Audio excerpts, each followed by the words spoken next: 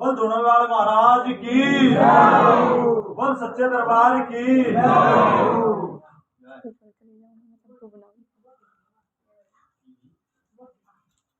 देखिए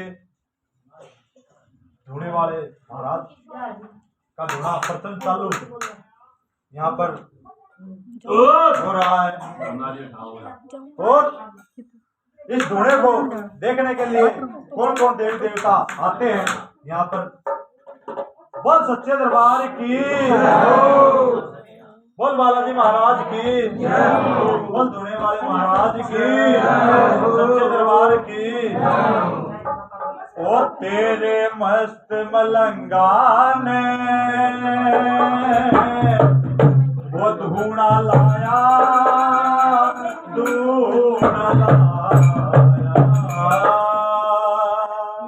ओ धूना लाया, धूना लाया, धूना लाया।